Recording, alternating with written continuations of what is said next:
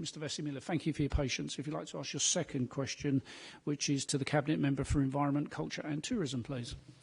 Thank you very much.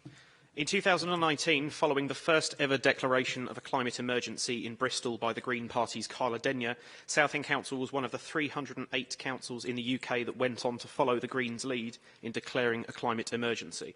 It was hoped by local environmental groups and concerned residents alike that this might be the turning point for Southend Council to start taking the climate and ecological crisis we face with the seriousness it deserves. The scale of the changes we must make as a community are immeasurably vast, and yet the Council continues to treat the most grave threat our society faces in several generations simply as a trendy topic for their social media content. Since Southend declared a climate emergency, seemingly in name alone, we have seen continued widespread use of carcinogenic and ecologically devastating herbicides, which, when challenged, the administration defends, reckless and needless felling of the city's beloved street trees, rampant and gleeful signing off on proposals to lose our last remaining green areas to inappropriate house building and development, and areas in Southend where the Council are fully aware that air quality is illegally poor and medically unsafe, to which the Council does nothing more than simply monitor the worsening problem. As any parent understands, doing what is objectively the right thing to do oftentimes necessitates doing the unpopular thing. There is no room for discussion on softening the environmentally motivated tasks we must undertake, as if we falter, we face extinction. Our reality is now this stark.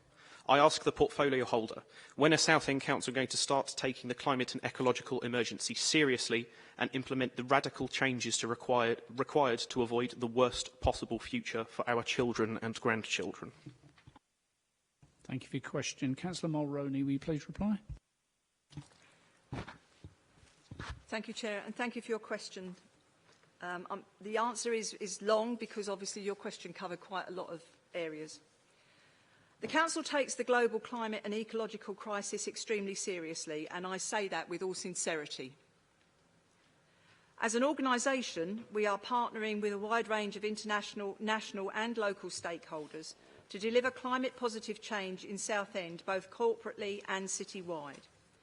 We make no apology for taking an evidence-based approach to our climate change programme. Failing to evidence the scale of the challenge and the impact of our response results in greenwashing, high profile but low or zero environmental impact. We have tasked our officers with demonstrating the impact of our policies and projects on carbon reduction and climate adaptation.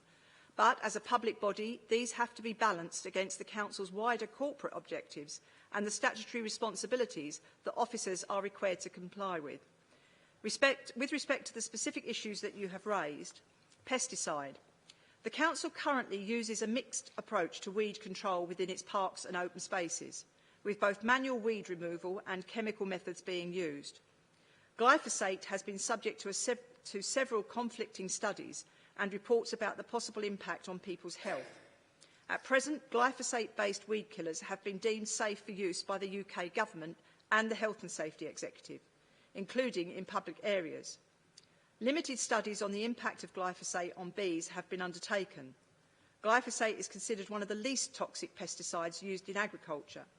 However, some evidence suggests that glyphosate affects non-target organisms, for example, changing the behaviour of honeybees, and may also upset the gut microbiota of honeybees.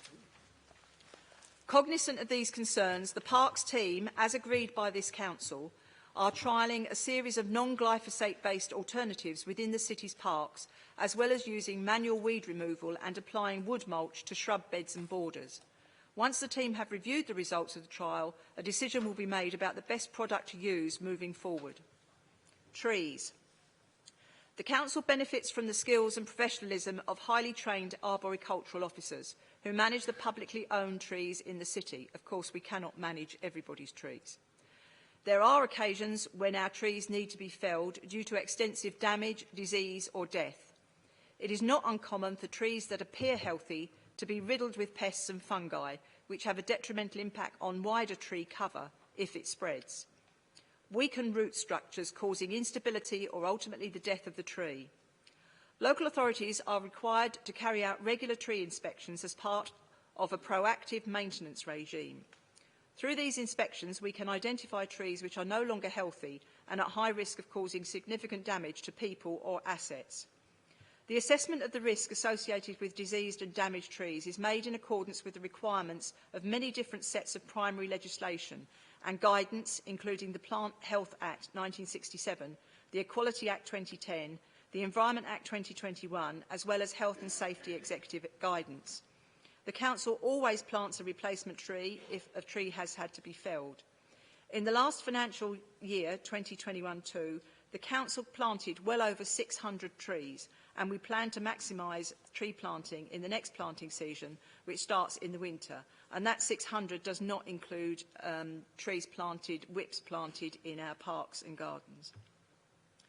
On development, the Southend local plan policies, in accordance with National Planning Policy Framework, prioritise development on previously developed land as defined in the local plan. The Council is required to determine a 5-year housing land supply and infrastructure for our current and future population. All decisions related to the location of housing within the city are subject to stipulations of the planning application process, which takes into consideration the local and strategic objectives. Air quality.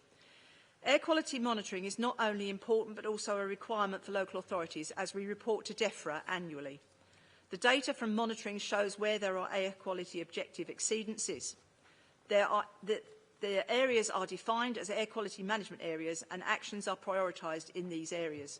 For example, the completion of the A127 Bell Junction AQMA, infrastructure improvements and the commencement of post-construction real-time monitoring, measuring the impact of the improvements made by interventions, ensuring that we are having a positive impact. The human impact of producing air pollutants is undeniable, and through the forthcoming local transport plan, we will be prioritising measures that promote transport decarbonisation and active travel. However, we also need to accept the impact of the weather on the pollutants when they are released into the air. Hot, still weather, as was experienced this summer, led to pollution episodes. Officers are developing cool spaces across the city areas which reduce the impact of heat stress and the impact of air pollutants. We appreciate the city's residents holding the Council's feet to the fire on this issue. Mitigating for and adapting to the impact of climate change is everybody and every organisation's responsibility. As a City Council, we are leading by example, engaging with our residents and wider stakeholders, and facilitating change by convening partnerships, lobbying government, and we will continue to keep the city updated on our journey to becoming a green city.